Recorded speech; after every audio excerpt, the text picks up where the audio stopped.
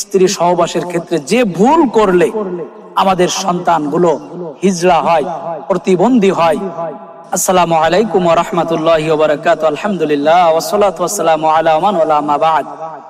وقال الله تعالى في كلامه المجيد وفرقانه الحميد أعوذ بالله من الشيطان الرجيم بسم الله الرحمن الرحيم وخلقناكم أزواجا। সম্মানিত দর্শক শ্রোতা ভাই এবং বোনেরা, পৃথিবীর যে প্রান্ত থেকে দেখছেন সকলকে শুভেচ্ছা, স্বাগত, অভিনন্দন জানাচ্ছি। আজকের এই ভিডিওটি যুবক যুবতী, কপতি নারী এবং পুরুষ যারাই যে প্রান্ত থেকে দেখছেন তাদের জন্য খুবই উপকারী হবে। স্ত্রী সহবাসের ক্ষেত্রে যে ভুল করলে আমাদের সন্তানগুলো হিজড়া হয়, প্রতিবন্ধী হয়, সন্তানগুলো বিকলাঙ্গ হয়, এই সহবাসের ক্ষেত্রে এই পদ্ধতি আমরা পরিত্যাগ করার চেষ্টা করব, আমরা বিরত থাকার চেষ্টা করব ইনশাআল্লাহ। আমা তৌফিক ইল্লা বিল্লাহ। আল্লাহ রাব্বুল আলামিন কুরআনুল কারীমের ভিতরে বলছেন ওয়াখলাকনাকুম আজওয়াজা, তোমাদের থেকেই তো তোমাদের স্ত্রীদেরকে সৃষ্টি করা হয়েছে। কেন?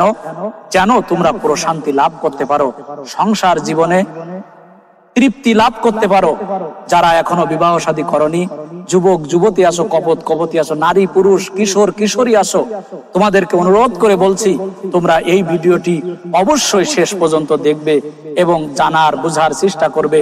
স্ত্রী সহবাসের ক্ষেত্রে যে ভুল করলে আমাদের সন্তানগুলো বিকলাঙ্গ হয়, প্রতিবন্ধী হয়, হিজড়া সন্তান জন্ম নেয়। আল্লাহ রাব্বুল আলামিন এই ক্ষেত্রে বলছেন হুন্না লিবাসুল লাকুম ওয়া আনতুম লিবাসুল লাহুন, একজন আরেকজনের কাছে পোশাক স্বরূপ, একজন আরেকজনের অন্তরঙ্গ, একজন আরেকজনের কাছে খুবই গোপনীয় বিষয়, প্রকাশ্য।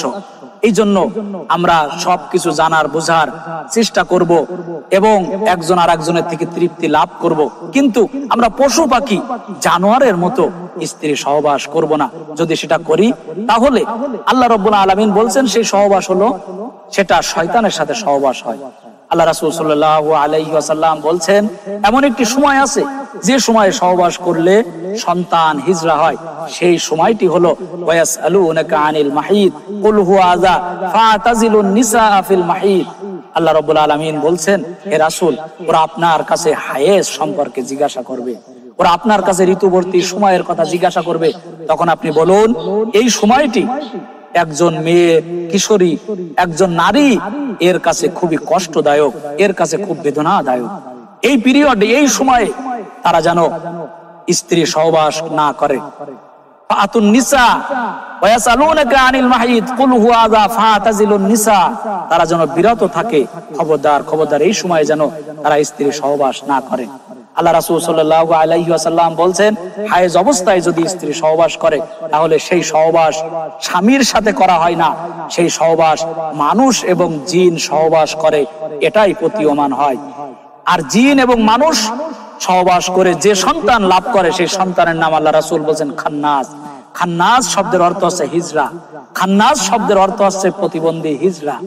যে সন্তান নারীও না পুরুষও না, যে সন্তান নারী পুরুষ উভয়ের মাঝে অবস্থান করবে, যারা নারী এবং পুরুষ পরিচয় দিতে পৃথিবীতে লজ্জা পাবে।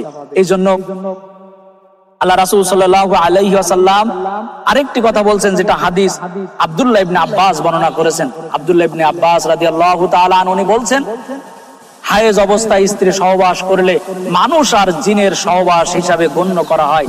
আর মানুষ আর জিন সহবাসে যে সন্তান লাভ হয়, যে সন্তান পৃথিবীতে আসে, এই সন্তান হিজড়া হয়ে পৃথিবীতে আসে। এই জন্য আমি সকলকে উদাত্ত আহ্বান জানাবো, হায়েজ অবস্থায়, মাসিক অবস্থায়, ঋতুবর্তী সময়ে, পিরিয়ডের সময় আমরা স্ত্রী সহবাস থেকে সম্পূর্ণরূপে বিরত থাকার চেষ্টা করব, বিরত থাকব। আল্লাহ রাব্বুল আলামিনের বিধান এই সময়ে স্ত্রী সহবাস করা আমাদের জন্য হারাম। আল্লাহ রাব্বুল আলামিন তুমি আমাদের বুঝার, উপলব্ধি করা তৌফিক দান করুন, আমিন। আসসালামু আলাইকুম ওয়া রাহমাতুল্লাহি ওয়া বারাকাতুহু।